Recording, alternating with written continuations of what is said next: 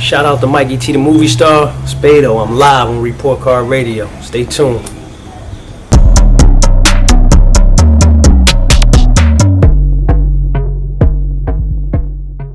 So Spade, man, I want to thank you for joining me today on Report Card Radio. Let's teach everybody how to move like kings. For sure. You know, before you started with Major Figgas, you were with another group. What was it about Ab Lava, Gilly, and Bump that prompted you to want to move with the Figgas? I always had been friends with Bump. Me and Gil grew up together. I always knew Lava. I knew, you know what I'm saying? So it wasn't like it was something new. And it was like at that point, I was like done with rap. I was like, man, I ain't rapping. I'm hustling. You know what I mean? And then, Wallow really was like pushing me. Helping, like, come on, you gotta get back in. And Bump always used to come up there and come kick it with us and stuff. You know what I mean? And they was just like kind of pushing me. Then Gil pulled up one day and they started playing the beats and we was all out there rhyming, me, Gil, and Bump. You know, just having fun, enjoying ourselves. And then one day, I called Gil, like, man, Gil, what's going on? He like, yo, come meet me. So I go down there and meet him, Marcus Graham, Ab Lava. We all get in the car together. And Gil like, yo, my man can rap for he can freestyle, he can do this. So my man come in and, I just get in there and I do my ones and twos. And then they were just like, yo, we going to put this thing together called Major Figgas. We going to do it. We want you to be a part of it. You know what I'm saying? I was already hip to it because Wallow was already telling me about it. But when Lo was telling me about it, I was like, You know what I'm saying? But once we start moving with it, I start moving with it. So Spade, do you feel like you missed out on the glory days of the Major Figgas due to your incarceration? No, I don't. You know what I'm saying? Because at the end of the day, it's like that part of my life is the reason why you standing here, why I'm still staying here today. So what's the glory days? You know what I'm saying? They're all glory days. You know, through your record deals, did you ever get a chance to actually get out of the street, or were you always sort of trapped in it? I mean, being in the street is a choice. So I always could have got out of it. It was my decision to get into it and stay into it. So, I don't blame nobody else but myself. So, as I stated previously, you were heavily featured on the Yeah, That's Us record. Mm-hmm. Was there any truth?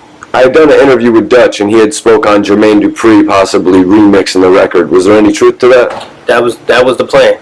We were supposed to be do a remix with Jermaine Dupri. He had agreed to it, and that was the deal we had with Warner, and that's how it was supposed to went down. But it just didn't happen.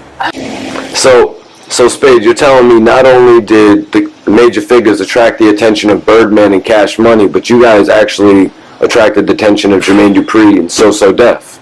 I mean, we attracted the attention of everybody. You know what I'm saying? Because before us, there was a large gap between us and anybody coming out of Philadelphia. So it's like, we were at one point the face of Philadelphia before, State Property and Jay-Z. You know what I'm saying? That whole thing. We were the face of Philadelphia.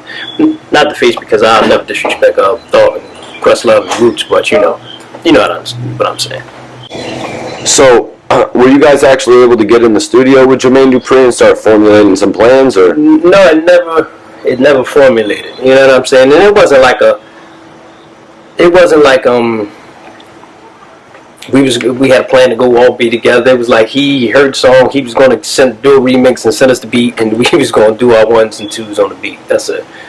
It wasn't like a big super collabo in a power. It was just business. You know what I mean? I mean, we're talking about the guy from Money Ain't a Thing, rolling with Jay-Z at this point, though, coming to give you guys that backdrop. Yeah, it would have been dope. It would have been big for us had it happened. It would have been a great look for us. So with the glory days comes the dark days. Sure. What was it that actually led to your incarceration? Poor decision making. You know what I mean? It's like that's what leads to any for failure. Poor decision making. So it wasn't like one thing never changes your life. It's always a sequence of things, a sequence of decisions, a sequence of questions, a sequence of answers. You know what I mean? It's a sequence that leads up to certain things. So it wasn't like one specific thing, no. How much time did you actually end up getting sentenced to and then you served? I had an original sentence, which I ended up getting appealed. I had an original sentence for 27.555, which I got appealed. And I ended up serving around 11 years. So when you were incarcerated, did you ever run into one of your fellow Major Figgas members? Did you ever run into Wallow? Me and Wallow never were in the same jail incarcerated together, which is a blessing. That's not somewhere I want to run into my brothers, like in there. But, unfortunately I ran into a lot of friends, old family members, a lot of people, but fortunately none of the members of the group. No. What type of person would you have described Wallow to be back in the day? He's the same. He's the same. He's the same. He's exactly the same. He's just the same energy he has, same zeal, up every crack of dawn, getting to it, hustling. He always had that mentality. It's just now that he's doing it for positive things. He's the same person. What type of memory could you share with Wallow from back in the day with me, man? Me and Wallow, I don't know if I told you this before. The house I lived in and his house was back to back, like our backyards was connected. And I used to just leave the back. Well, I think he used to leave the back door open for himself sometimes. And it'd be days I come down the steps. It'd be 6 o'clock in the morning. And he'd be down in the kitchen. I'd be like, "Yo, how did you even get in the house?" But that's just how he was. But he was like the guy who would literally give you shirt off his back, like literally. I'm like, "Damn, no, I like that." Wallow always was a fly dresser. So I'm like, "Damn, well, I like that shirt." He's like, "Oh, you can have it." And literally took the shirt off. Like, "Here, you can have it." Like literally. So he always was close to my heart, man. He will always. That's my brother. You know what I mean? Did you ever see Wallow as the type of guy who would be sentenced to so many years? Yeah, because Low always was in trouble. Like he always was in juvenile stuff like that. Like he was just he was a do anything. Like, what I'm saying? Low would do stuff and he had heart to do it himself. Like, it was just a natural progression, from minor to major things. But anybody is you can say that about anybody. I can never see this happen to this person or that person, but it can happen to anybody. You live long enough, you start to not to underestimate, not to be surprised or disappointed by anything if you live long enough. And what do you think about everything he's doing post-prison release? $1 million worth of game, successful Where's Wallow show, YouTube channel. I mean, I'm just proud of it. Like me and him kept communication as much as we could while we both were inside, and he told me what he was going to do, and he had a plan. And initially I was like, "Man, you're crazy," but he had a plan and he stuck to it, because it wasn't like when he first started doing it, everybody wasn't excited or everybody didn't get it at first, and he just stuck with it and he made it happen. But he was just being true to himself. Like what you see is not like an act, or he's not forcing it. He's being himself, and that's why he's being successful. That's why he's happy, because he's just living his life. So Spade, I've got to ask you, what have you heard of the Tekashi 6ix9ine situation?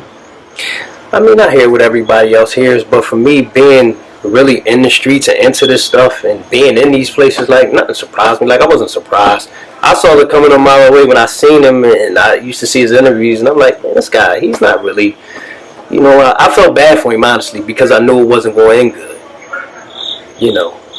Life imitates art sometimes, they say, and I knew it wasn't going to end good for him. Right, it wasn't going to end good, but I mean, the man was arrested, and then he on stand saying one day after his arrest that he was turning state's evidence. I'm not surprised by that. This happens every day out here, man. That stuff don't surprise me.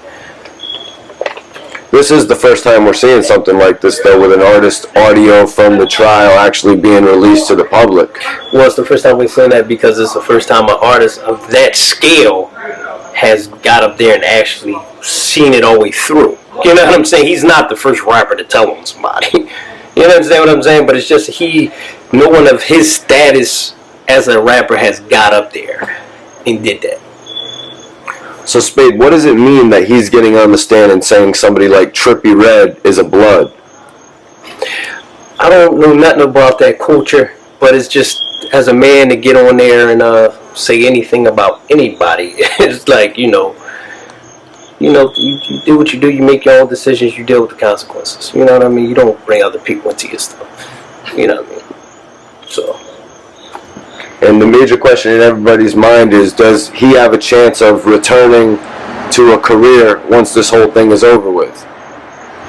The funny thing is, I went the other day to a football game, and all the teenage kids, they were all listening to 6ix9ine, and they were going crazy listening to it. So on that aspect, there's a faction of the world that doesn't care. They don't live by the street code. There was a time in my life when I thought a guy could do something like that and be able to walk around and be around the streets and back in the hood, and it's happening every day. So I'll never say never, because maybe it's a faction of people that say, man, I ain't gonna never listen to that dude music again, this, that. There's a faction of people that don't care about that stuff. There's a faction of people who say, man, he did the right thing for him and his family. Like, there's people that don't care about that stuff. So yeah, he's gonna have a career. I was saying, I see the potential of a whole movie series coming out of this with Tekashi 6ix9ine elevating from rap star to movie star, maybe like Power. I don't know about that. They could think about it, Spade. They could have an episode on every encounter. They can have an episode on the Barclays situation with Casanova. I'm just saying, I could see him making he's going to get some money when he gets home. Period. Because at the end of the day, there's a faction of societies that's happy he did what he did, and they're going to be very supportive of him. So it's like, he's going to have every opportunity to still make money and take care of his family. Like let's not, for people to say, oh no, he's finished, like, don't you believe that. Then you got the whole scene they could do with the kidnapping. All of these could be little 45-minute Stars episodes. Yeah, I mean, it would be dope. I'm not going to do it personally, but, you know, if it was something like that on TV, I would, people will say how much they hate it, but they will watch it because they would be interested. Well, and speaking about that, Spade, there was a movie called State Property, right? Yeah. So would the movie have been called Major Figgas? I don't know. I don't know. I don't know if that's would have been the name of it, but who knows? Who knows? I don't know. I can't really say too honestly what that film depicted, though, because I haven't seen them really. The State Property films. Yeah, I mean, the name State Property got so many different connotations. It's just there's too many different ways you could have took it. Same way with Major Figgas. We could have did it another way. It could have been about us. It wasn't as much as about them as rappers, though, the movies. Yep. But, yeah, I hope somebody hears that shit I was talking about, the whole TV show with 6ix9ine, though, because I think that's the next step for it, man. I believe it. I mean, I had never heard that until you just said it, ran it by me, but I'm like, yeah, that probably will work. A chance to start a relationship with Meek Mill. Could you tell me the foundation of that? Meek just always, he grew up young. They grew up listening to us, and I can't say I had a personal relationship with Meek before I went in. I didn't. I did have a personal relationship with Kuna, and I know Phil. You know what I'm saying? I know a lot of Meek's associates that was around him, a lot of the older guys. I didn't meet Meek personally until I came home, but like maybe a year or so before I came home, through a mutual friend, I started talking to him. Me and him had some communications, and it was kind of like early on when him and Cassidy was going through their thing, and I was like, I was like, leave that alone. Like, that's not, like, it's nothing there. Like, leave that alone. Like, that's not a good method. You don't need it. You know what I'm saying? And he was like, yeah, OG, I know. You know what I'm saying? Because I watched his rise in prison. Like, I felt his rise before I saw it. Like, because I started to hear, like, the younger guys that was coming through the jails. I had been in a while, and I just used to hear them all, Meek Mill. You know what I'm saying? Before I used to hear him say, I seen it change. I seen it go from Georgia Hat. Then it was Redogs. Then I was Meek. You know what I'm saying? And then I started to see it on MTV, and I seen, first time I saw, Tupac's Back video, and Lay with a Rock with it, and when it first made Back play a part, and then I seen I was like, okay, damn, I like what's got going on, because I'm in the mountains, so we don't got the radio. But then when I seen I'm a Boss, I said, this kid's out of here. I said, this kid's out of here. And then it was just like the visuals he gave for I'm a Boss, I'm like, yo, that's Philly. Like, he looked like a Philly cat. He rapped like a Philly cat, and the video looked like it was in Philly and it looked like Philly. So I was like, yeah, this is my guy right here. And then just so happened through a chance encounter, yo, man, somebody, yeah, yo, you know, me want to holler at you. Talk to him. You know, we just opened up our own line of communication. I actually came home today, dreams and nightmares. Not the day it came out, but the day he did the concert in Philly. That was the day I came home. He actually was trying to get me out to come to the concert and all that, but I was in the halfway house and all of that stuff. But That's what's up, man. So after the I'm a Boss record is when you guys started to dive into a relationship? Not right after, because I was still in for a while. I might have came home a while after that, but by then we was already communicating and stuff like that. And then it was just like our relationship just grew organically. Like, he was one of the first people to come to see me when I came home when I was in the halfway house, and he just like, no, OG, and he gave me the tips that he could give me, and you know, I just started doing it my own way. I had to try to find my way, and he just, you know, he just took me around, showed me around. There's one thing I will always truly respect about him in general was, like, if I was in a room with him or I had a studio with him, and it didn't matter if it was a Fab or whoever walked in the room, he made sure they acknowledged me. You know what I'm saying? He like, yo, this is my OG right here, Spade, or Philly led. You know, a lot of people I had known or I had ran across or maybe knew of me, but he made sure when they entered the room, he didn't allow them to enter and leave without acknowledging me, and I truly respect him for that. So, Spade, the situation that Meek was in, being in probation for like 10 years, this is something that the system does that ultimately traps you up to where you're going to end up back in jail. For sure. What do you think of the way Meek has been doing things to, you know, for the prison reform? What's your take on all that? I mean, it's dope, man. It's just like, because he doesn't have to use that platform to help people that he doesn't know. You know what I'm saying? He could just simply use his platform to make money. And the fact that he's using that, his light, his situation, and his platform to try to help free incarcerated men and women, man, it's dope.